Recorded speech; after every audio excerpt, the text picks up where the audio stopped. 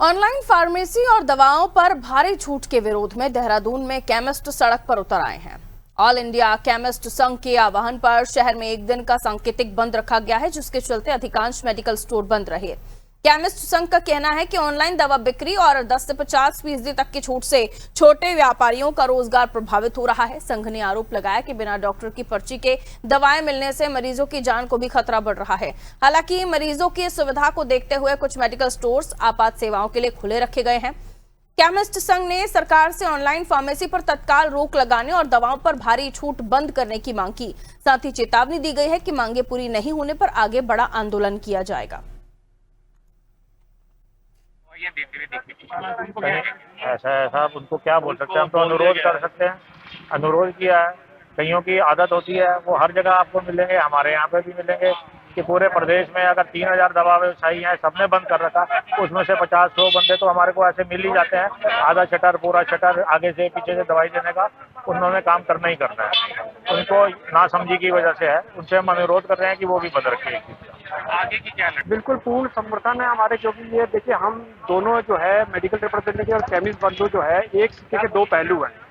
आज जो समस्याएं केमिस्ट बंधुओं को झेलने को मिल रही है 20% डिस्काउंट 30% डिस्काउंट को लेकर के, उससे एक तो नकली दवाओं के धंधे को बढ़ावा मिल रहा है, क्योंकि ड्रग एंड कॉस्मेटिक एक्ट 1940 में साफ लिखा हुआ है कि कोई भी दवा की बिक्री करेगा वो फार्मासिस्ट होना चाहिए। जबकि ऑनलाइन बिक्री में ना कोई फार्मासिस्ट देखा जा रहा है, ना कोई फार्मासिस्ट देखा जा रहा है, ना कोई कुछ है। वो टीन शेड से निकलता है, किस हालात में ला रहा है उसका भी मालूम नहीं, टेम्परेचर मेंटेन हो रहा है कि नहीं हो रहा है। साथ ही साथ इसी आड़ में नकली दवाओं को भी सप्लाई की जा रही है।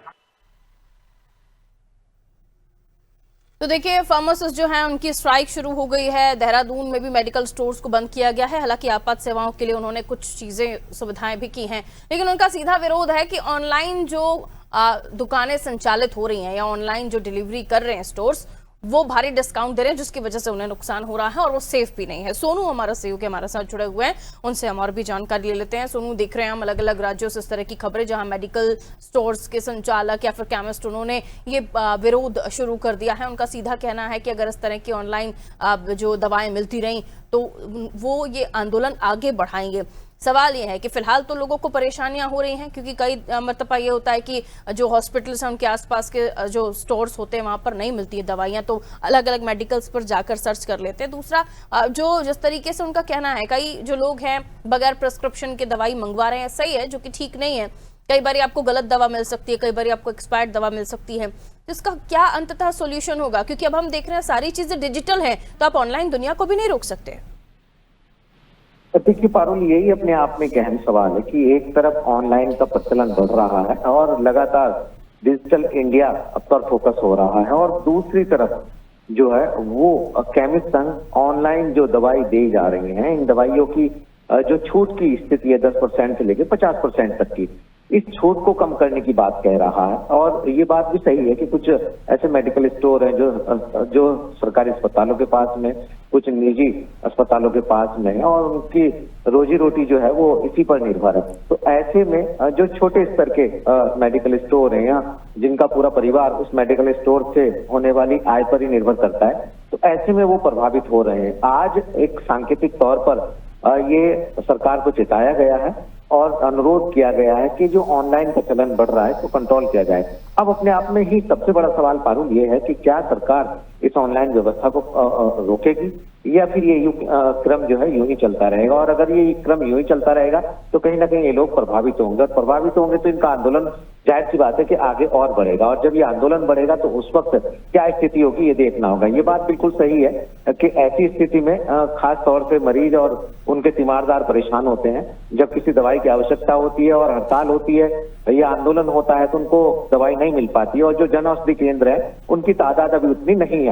तो ऐसे में अब देखना होगा कि बीच का रास्ता आखिर क्या होगा, ताकि जो लोग हैं वो प्रभावित ना हो, और क्या सरकार ऑनलाइन जैसी व्यवस्था को रोकने पर विचार कर सकती है। अपने आप में एक बहुत बड़ा सवाल है।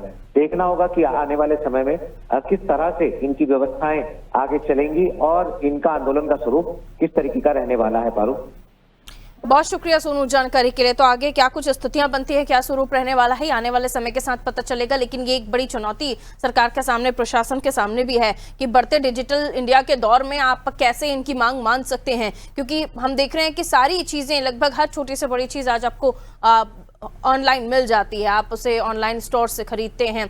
और यहाँ अगर ये विरोध हो रहा है, क्योंकि ये भी इनका भी अपना कहना ठीक है कि ये जो इनकी दुकानें हैं, जो आसपास के अस्पताल होते हैं, उन्हीं पर ही इनकी जो रोजगार है डिपेंडेंट होता है। और अगर ऐसी स्थिति में सारे लोग ही ऑनलाइन दवाइयां खरीदना शुरू कर देंगे तो इनकी दुकानों से दवाइयां खरीदेगा कौन, जिसकी वजह से इनका काम जो है प्रभावित हो रहा है, इनकी सेल्स प्रभावित हो रही है। हालांकि इसका रास्ता क्या कुछ निकल कर सामने आता है, आने वाले समय के साथ पता चलेगा, क्योंकि उन्होंने चेतावनी दे दी है अगर ये ऑनलाइन जो मेडिकल या केमिस्ट हैं या दुकानें हैं वो बंद नहीं हुई तो ये अपना आंदोलन तेज करेंगे।